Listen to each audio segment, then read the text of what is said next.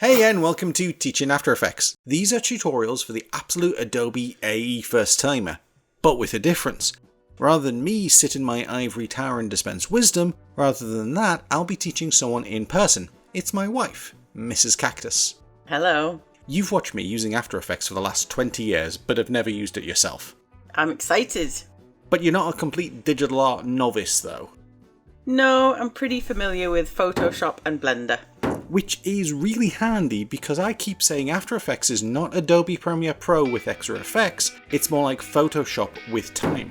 You'll see what I mean. I hope so, because I don't know what that means now.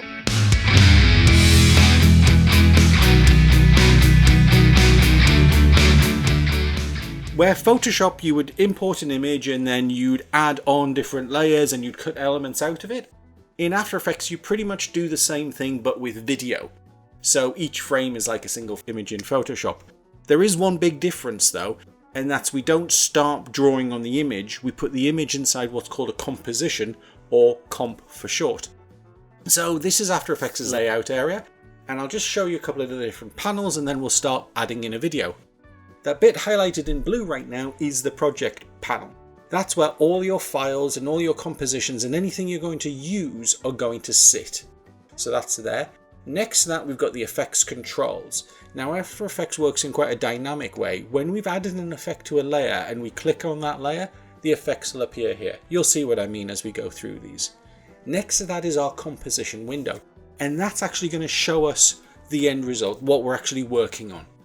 Alongside there we've got audio panels, we've got a preview tool, and we've got the effects and presets, which makes it really easy to search and find something. Then underneath at the bottom, well, sure, I've got the character and paragraph laid out, but the main bit is the timeline itself, the bit labeled Comp 1. Now this is where we're going to add in our images. Now there's two different ways we can do this. You can grab hold of the video marked actors and drag that into the lower panel or into the composition window. In fact, let's do both and I'll show you the differences. If you drag actors into the Comp 1 area, straight down like that, and let go. On here.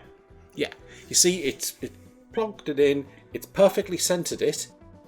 We've got a timeline that's going on for 1 minute and 45 seconds, but actually the video itself is quite short. Just delete that for the moment. Delete that? How do I do that? Hit the delete key. Oh. It's already selected. So there we go. Now if you drag it into the composition window instead, you can see you can choose where to position it. So there's a level of snapping involved, but if it was a smaller image than the frame, then that would sort itself out.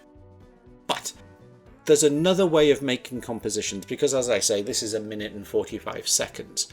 We don't technically know if this is the same frame rate. It's certainly not the same duration as the clip. So there's another tool we can use, and one I'd recommend as a starter. If you grab hold of actors and drag it onto this icon. Do I have to get rid of this first? No, we're going to make a brand new composition by dragging it onto that icon. This icon? Yeah. And it names it, calls it Actors 3 because I tested this out, I already had one in here. But look, the frame rate matches and the duration matches the clip.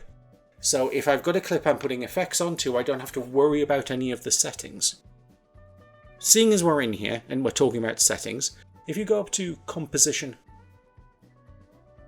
and then click on Composition Settings, these are all the different composition settings you've got.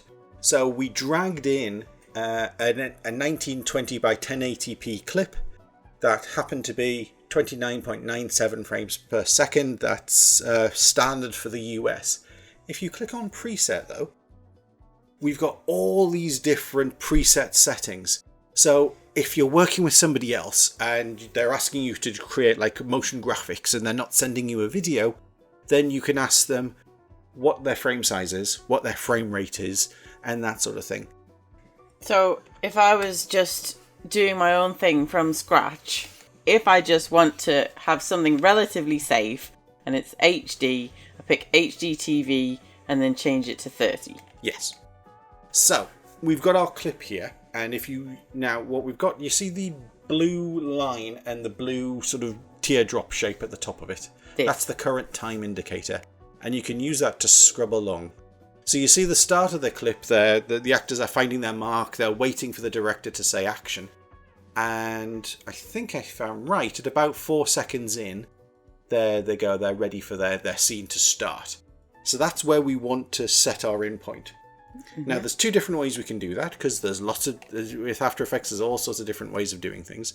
If you double click on that layer, here, yeah, it actually opens the layer in the composition window, but it's just that layer. And you can see we can set an in point there. And I'm flashing up on screen right now a shortcut for the other way of doing that. Now we're still looking at just the layer. So we want to close that down at the top there. And we're back in the composition. Okay. So you see what's happened is it's moved the whole layer to the front at the edit point. So now when we've got that shot, and if you scrub all the way along, you can see they start yelling to characters off screen, and then we go to black because that's the end of the video. Mm-hmm. So let's add in another video. I've got another one set up called background, and if you drag that in to here. Now you see it jumped to where the current time indicator was. Mm-hmm. But you could move it, and you've put it underneath, and you see it sort of snaps in and out. What you could choose to do is you can get it and you can drag it above actors, just like switching layers in Photoshop. And now you can actually drag it and move it closer or further away. So we can set that's another way of setting the overlay element when we're going to change it. Mm-hmm. If you want to drag it back, if you hold down Shift, it will snap to the end of the other layer. There we go. So this is one of the differences with Premiere. If you were doing an edit in Premiere, you would actually be, they would be on the same layer. But we can't do that in After Effects. Every element that we add in is its own layer. Okay. So, a couple of other things to mention, seeing as I'm mentioning Premiere. You see the green line? This green, yeah. Yeah. The way After Effects works is it builds every frame into the computer's RAM. The way Premiere works is it plays directly from the video files. So you can't use After Effects for genuine video editing, and you really shouldn't use it for genuine video editing. But anything that's been built up into the RAM is then able to be accessible really easily. And we can do that just by hitting the 0 key on the number pad. Okay. Now, that plays it without sound. The spacebar would play the same thing with sound, and the period key on the number pad would play just the sound. So you can get a sense. I think the very last thing to do in this first tutorial is we need to trim this composition down, because if you go to beyond 10 seconds, we've got black video. And if you click on the little checkerboard icon, this one, yeah, you can see it's actually transparent video. Right. So what we want to do is if you hold the Shift key down, you can drag the current time indicator and it will snap to the end of the last video. Okay. And it'll always work. Anything in there, when we add keyframes later on, you can always hold Shift and it will jump to those points. So now you see the time duration is 10 seconds and 2 frames. If you click on that. This? Yeah. And then Control-C to copy it. And click OK. And now we can go back into composition settings, and we can replace the duration.